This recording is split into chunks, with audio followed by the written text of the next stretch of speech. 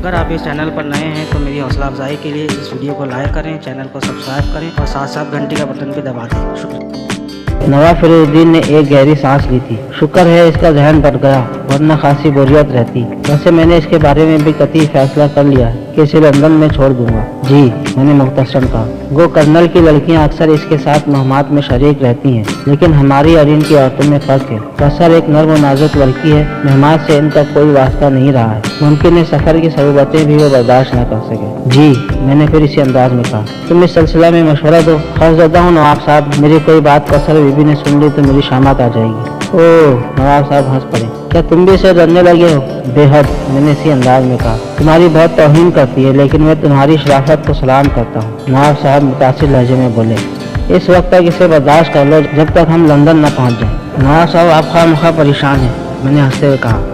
हम दोनों गुफ्तगू करते रहे, फिर नवाब साहब चौंक कर बोले, मियाँ शतरंज से कोई वाक़ियत है? मामूली सी, मैंने जवाब दिया।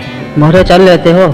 जी हाँ, काफ़ी है, आओ शुगल रहेगा। जी, और हम दोनों उठ गए। नवाब साहब ने अपने सामान से बिसात निकाली और एक मुनासिब जगह हम दोनों बैठ गए। बिसात लगाई गई और नवाब साहब चाल चलने लगे। इब्तिदा में मैंने 2-3 उल्टी चालें चली और नवाब साहब मेरे बारे में गलत फहमी का शिकार हो गए। उन्होंने चाल चली और इस बार मैंने एक उम्दा चाल चल दी। वल्लाह वल्लाह क्या चाल चली है। ऐसे ही खेलो मियाँ, जरा सोच समझ कर, नवाब साहब बोले। ऐसे ही खेलूंगा नवाब साहब। हाँ यकीनन, नवाब साहब मेरी हिम्मत अफजाई करते हुए बोले। इनकी पोजीशन बहुत मजबूत थी और बिसात पर छाए हुए थे, लेकिन इन्हें यह बात मालूम नहीं थी कि मेरे जानने वाले मुझे शतरंज का बादशाह कहते थे। बाजी मेरे खिलाफ जाती रही और फिर मैं संभल गया। मैंने संभल कर चाल चली और नवाब साहब उलझ गए। इन्होंने एक और चाल चली और मैंने फिर मोहरा आगे बढ़ा दिया। हैं, ये क्या सोची समझी चाल है? नवाब साहब हैरत से बोले और फिर बड़ी उलझन के साथ इन्होंने एक चाल चल दी, लेकिन मेरी बाजी मेरी निगाह में थी। नवाब साहब मेरी मर्जी के मुताबिक चाल चल रहे थे और चंद ही चालों में मैंने बाजी पलट दी। नवाब साहब मुंह फाड़े मुझे देखते रहे। ये क्या हुआ? वो भर्राई आवाज में बोले। शह, मैंने मुस्कुराते हुए कहा। लेकिन दोबारा लगाऊं नवाब साहब? मैंने पूछा। तुम आखिर हो क्या भला? वो परेशानी से बोले। मैं सिर्फ चंद चालें चलूंगा नवाब साहब और शह हो जाएगी। वाकई अमा, वाकई कौन सा काम है जिसमें तुम वाक़ियत नहीं रखते? नवाब साहब ने दोबारा बिसात लगाई। तो फिर दिखाओ अपना फन। इससे कबल तो हम खुद ही को मर्द मैदान समझते थे। बिस्मिल्लाह, मैंने मुस्कुराते हुए कहा। नवाब साहब ने पूरी जहाना से चाल चली थी, लेकिन इसका जवाब भी बहुत सख्त था। खूब, बहुत खूब, वल्लाह बेनज़ीर हैं। नवाब साहब शतरंज पर निगाह जमाए हुए बोले। इस बार भी इन्होंने अपनी दानिश में बहुत उम्दा चाल चली थी, लेकिन नतीजा कुछ न निकला। मैंने अपने दावे के मुताबिक चंद चालों में शह दे दी और नवाब साहब ने दोनों हाथों से अपना सर पकड़ लिया था।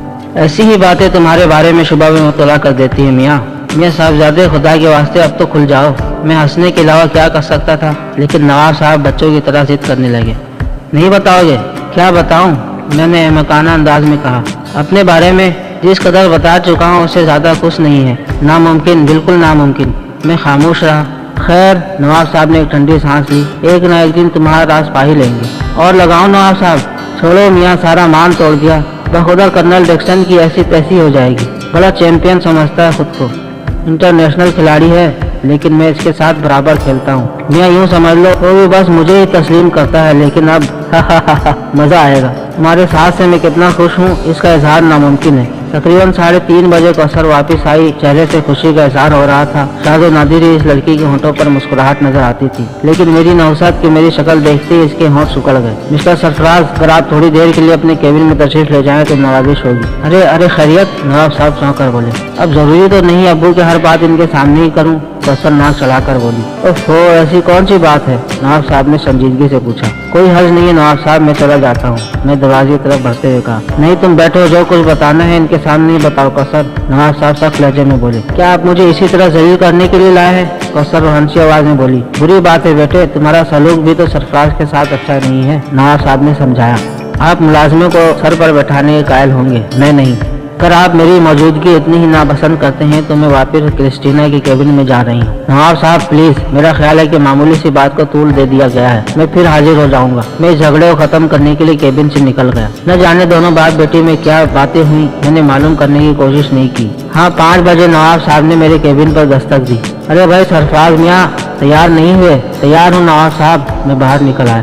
कौसर एक खूबसूरत लिबास में नवाब साहब के पीछे खड़ी थी। इस वक्त इसके चेहरे पर हैरत अंगेज नरमी थी। नवाब साहब भी मुतरद्दिद नहीं मालूम होते थे। शायद दोनों में कोई समझौता हो गया था। हम तीनों क्रिस्टीना के केबिन की तरफ चल पड़े। बूढ़ी औरत बूढ़ी होने के बावजूद खूबसूरत हंसी की मालिक थी। खनकते हुए कहके से इसने हमारा इस्तकबाल किया। यकीनन कौसर के डैडी को ऐसा ही होना चाहिए था जैसे आप हैं मिस्टर फिरोजुद्दीन, नवाब साहब जल्दी से बोले। ओह हाँ, कौसर ने बताया था, सॉरी आप लोगों के नाम जबान पर नहीं चढ़ते।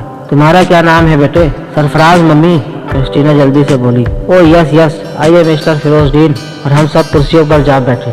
मैडम जोसेफाइन ने घंटी बजाकर बैलों को बुलाया और थोड़ी देर के बाद हम चाय पी रहे थे। कौसर इस दौरान खामोश रही। मैडम जोसेफाइन हम दोनों से गुफ्तगू करती रही और कौसर क्रिस्टीना के साथ एक तरफ बैठी रही। वो दोनों आहिस्ता आहिस्ता बातें कर रही थी। तकरीबन 7 बजे हम इन लोगों से रुखसत हुए। केबिन के दरवाजे पर क्रिस्टीना ने कौसर से कहा, क्या तुम बाल रूम में नहीं आओगी डार्लिंग? क्यों? कौसर ने हैरत से पूछा। ओह रक्स करेंगे, आओगी ना? नहीं क्रिस्टीना, मैं रक्स नहीं करती, कौसर ने जवाब दिया। तो देख तो सकती हो, क्रिस्टीना ने कहा। आ जाऊंगी, कौसर लापरवाही से बोली। मिस्टर सरफराज आप भी, क्रिस्टीना ने कहा और मैंने बौखलाकर कौसर की शक्ल देखी। क्रिस्टीना, कौसर ने एहतजाजी अंदाज में कहा, मैं तुम्हें बता चुकी हूँ ये सिर्फ मुलाजिम है, शरीर लड़की।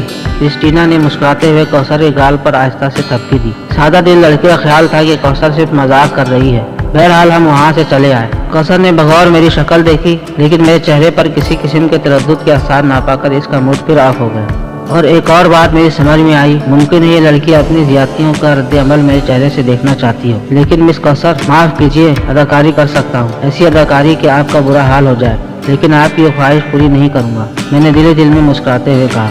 और फिर मेरे जहन में भी एक शरारत उभरी।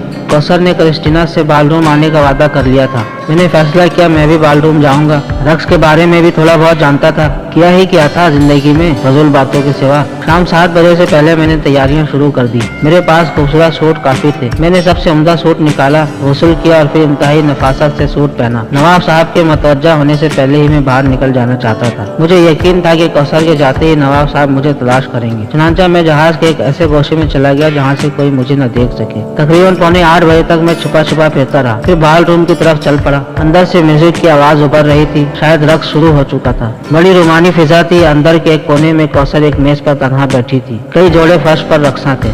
मैंने इसके सामने ही एक मेज संभाल ली और चुटकी बजाकर बेरे को बुलाया। बेरे के आने पर मैंने एक मशरूब का ऑर्डर दिया और फिर खुशरंग मशरूब के छोटे छोटे सिप लेने लगा। कौसर की निगाह शायद अभी तक मेरे ऊपर नहीं पड़ी थी। वो चौबी गैलरी की जानिब देख रही थी। मेरी निगाहों ने भी इसका ताकुब किया और फिर मैंने क्रिस्टीना को देख लिया जो एक गैर मुल्की शख्स के साथ रक्स कर रही थी। मैंने गहरी सांस ली। इस वक्त रक्स का राउंड खत्म हो गया। तालियां गूंज उठी। बकिया कहानी अगले हिस्से में मुलाहिजा फरमाएं। इस वीडियो को लाइक करें, चैनल को सब्सक्राइब करें और साथ साथ घंटी का बटन भी दबा दें। आपके ताउन का शुक्रिया।